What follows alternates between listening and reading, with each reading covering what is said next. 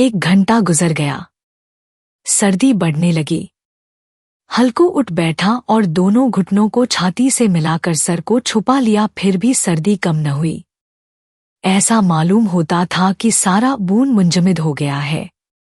उसने उठकर आसमान की जानिब देखा। अभी कितनी रात बारी है। वो 7 सितारे जो दुतुब के गिर्द घूमते हैं अभी अपना निस्फ दौरा भी खत्म नहीं कर चुके।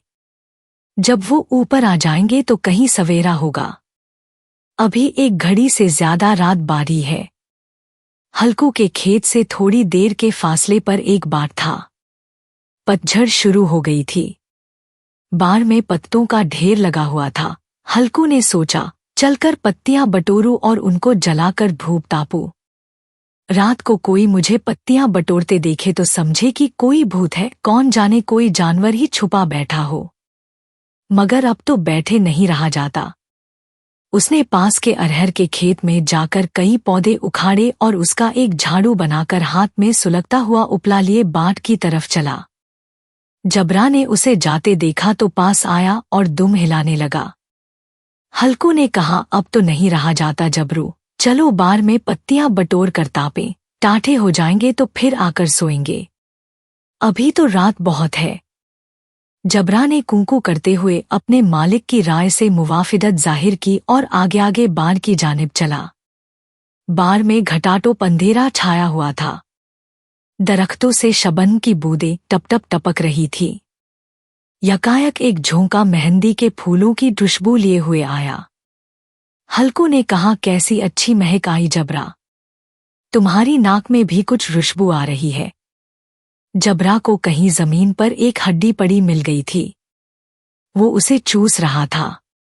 हल्कू ने आग जमीन पर रख दी और पत्तियां बटोरने लगा। थोड़ी देर में पत्तों का एक ढेर लग गया। हाथ ठिठुरते जाते थे, नंगे पांव गले जाते थे और वो पत्तियों का पहाड़ खड़ा कर रहा था। उसी अलाव में वो सर्दी को जलाकर खाक कर देगा। थोड़ी देर में अलाव जल उठा। उसकी लौ ऊपर वाले दरख्त की पत्तियों को छू छू कर भागने लगी। इस मुतसलसल रोशनी में बाड़ के आलिशान दरख्त ऐसे मालूम होते थे कि वो इस लाइंतिहा अंधेरे को अपनी गर्दन पर संभाले हों। तारीकी के उस अथाह समंदर में ये रोशनी एक नाव के मानिंद मालूम होती थी। हल्कू अलाव के सामने बैठा हुआ आग ताप रहा था। 1 मिनट में उसने अपनी चादर बदल में दबा ली और दोनों पांव फैला दिए। गोया वो सर्दी को ललकार कर कह रहा था, तेरे जी में आए वो कर। सर्दी की इस बेपाया ताकत पर फतह पाकर वो खुशी को छुपा न सकता था। उसने जबरा से कहा, क्यों जबरा, अब तो ठंड नहीं लग रही है? जबरा ने कूकू करके गोया कहा, अब क्या ठंड लगती ही रहेगी। पहले ये तदबीर नहीं सूझी, नहीं तो इतनी ठंड क्यों खाते? जबरा ने दुम हिलाई। अच्छा आओ, इस अलाव को कूद कर पार करें, देखें कौन निकल जाए है। अगर जल गए बच्चा तो मैं दवा न करूंगा। जबरा ने खौफजदा निगाहों से अलाव की जानिब देखा। मुन्नी से कल ये न जड़ देना कि रात ठंड लगी और ताप ताप कर रात काटी, वरना लड़ाई करेगी। ये कहता हुआ वो उछला और उस अलाव के ऊपर से साफ निकल गया। पैरों में जरा सी लिपट लग गई, पर वो कोई बात न थी। जबरा अलाव के गिर्द घूमकर उसके पास खड़ा हुआ। हल्कू ने कहा, चलो चलो, इसकी सही नहीं। ऊपर से कूद कर आओ। वो फिर कूदा और अलाव के उस पार आ गया। 4 पत्तियां जल चुकी थी। बारीचे में फिर अंधेरा छा गया था। राख के नीचे कुछ कुछ आग बारी थी, जो हवा का झोंका आने पर जरा जाग उठती थी, पर एक लम्हा में फिर आंखें बंद कर लेती थी। हल्कू ने फिर चादर ओढ़ ली और गर्म राख के पास बैठा हुआ एक गीत गुनगुनाने लगा। उसके जिस्म में गर्मी आ गई थी, पर जूं-जूं सर्दी बढ़ती जाती थी, उसे सुस्ती दबा लेती थी। दफातन जबरा जोर से भौंक कर खेत की तरफ भागा। हल्कू को ऐसा मालूम हुआ कि जानवर का एक गोल उसके खेत में आया। शायद नीलगाय का झुंड था। उनके कूदने और दौड़ने की आवाजें साफ कान में आ रही थी। फिर ऐसा मालूम हुआ कि खेत में चर रही हैं। उसने दिल में कहा, हो जबरा के होते हुए कोई जानवर खेत में नहीं आ सकता। नोच ही डाले, मुझे वहम हो रहा है। कहा, अब तो कुछ सुनाई नहीं देता, मुझे भी कैसा धोखा हुआ। उसने जोर से आवाज लगाई, जबरा जबरा। जबरा भौंकता रहा, उसके पास न आया। जानवरों के चरने की आवाज चरचर सुनाई देने लगी। हल्कू अब अपने को फरेब न दे सका, मगर उसे उस वक्त अपनी जगह से हिलना जहर मालूम होता था। कैसा गरमाया हुआ मजे से बैठा हुआ था। इस जाड़े पाले में खेत में जाना, जानवरों को भगाना, उनका ताक़ुब करना उसे पहाड़ मालूम होता था। अपनी जगह से न हिला। बैठे बैठे जानवरों को भगाने के लिए चिल्लाने लगा, लिहो लिहो, हो। हाँ हाँ। मगर जबरा फिर भौंक उठा।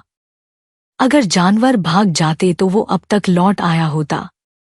नहीं भागे, अभी तक चर रहे हैं। शायद वो सब भी समझ रहे हैं कि इस सर्दी में कौन बीधा है जो उनके पीछे दौड़ेगा। फसल तैयार है, कैसी अच्छी खेती थी। सारा गांव देख देख कर जलता था, उसे ये अभागे तबाह किए डालते हैं। अब हल्कू से न रहा गया। वो पक्का इरादा करके उठा और 2-3 कदम चला। फिर यकायक हवा का ऐसा ठंडा चुभने वाला, बिच्छू के डंक का सा झोंका लगा। वो फिर बुझते हुए अलाव के पास आ बैठा और राख को कुरेद कुरेद कर अपने ठंडे जिस्म को गरमाने लगा। जबरा अपना गला फाड़े डालता था। नीलगायें खेत का सफाया किए डालती थी और हल्कू गर्म राख के पास बेहिस बैठा हुआ था। अफसुर्दगी ने उसे चारों तरफ से रस्सी की तरह जकड़ रखा था। आखिर वही चादर ओढ़ कर सो गया। सवेरे जब उसकी नींद खुली तो देखा चारों तरफ धूप फैल गई है और मुन्नी खड़ी कह रही है, क्या आज सोते ही रहोगे तुम? यहां मीठी नींद सो रहे हो और उधर सारा खेत चौपट हो गया। सारा खेत का सत्यानाश हो गया। भला कोई ऐसा भी सोता है? तुम्हारे यहां मंडिया डालने से क्या हुआ? हल्कू ने बात बनाई। मैं मरते मरते बचा। तुझे अपने खेत की पड़ी है। पेट में ऐसा दर्द उठा कि मैं ही जानता हूं। दोनों फिर खेत के डांडे पर आए। देखा खेत में एक पौधे का नाम नहीं और जबरा मंडिया के नीचे चित पड़ा है। गोया बदन में जान नहीं है। दोनों खेत की तरफ देख रहे थे। मुन्नी के चेहरे पर उदासी छाई हुई थी, पर हल्कू खुश था। मुन्नी ने फिक्रमंद होकर कहा, अब मजूरी करके मालगुजारी देनी पड़ेगी। हल्कू ने मस्ताना अंदाज से कहा, रात को ठंड में यहां सोना तो न पड़ेगा। मैं इस खेत का लगान न दूंगी, ये कह देती हूं। जीने के लिए खेती करते हैं, मरने के लिए नहीं करते। जबरा अभी तक सोया हुआ है। इतना तो कभी ना सोता था। आज जाकर शहनाज से कह दे, खेत जानवर चर गए, हम एक पैसा न देंगे। रात बड़े धजब की सर्दी थी। मैं क्या कहती हूं, तुम क्या सुनते हो? तू गाली खिलाने की बात कह रही है। शहना को इन बातों से क्या सरोकार? तुम्हारा खेत चाहे जानवर खाए, चाहे आग लग जाए, चाहे ओले पड़ जाए, उसे तो अपनी मालगुजारी चाहिए। तो छोड़ दो खेती, मैं ऐसी खेती से बाज आई। हल्कू ने मायूसाना अंदाज से कहा, जी मन में तो मेरे भी यही आता है कि खेती बाड़ी छोड़ दूं। मुन्नी तुझसे सच कहता हूं, मगर मजूरी का ख्याल करता हूं तो जी घबरा उठता है। किसान का बेटा होकर अब मजूरी न करूंगा, चाहे कितनी ही दुर्गत हो जाए। खेती का मर्जाद नहीं बिगाड़ूंगा। जबरा जबरा, क्या सोता ही रहेगा? चल घर चलें।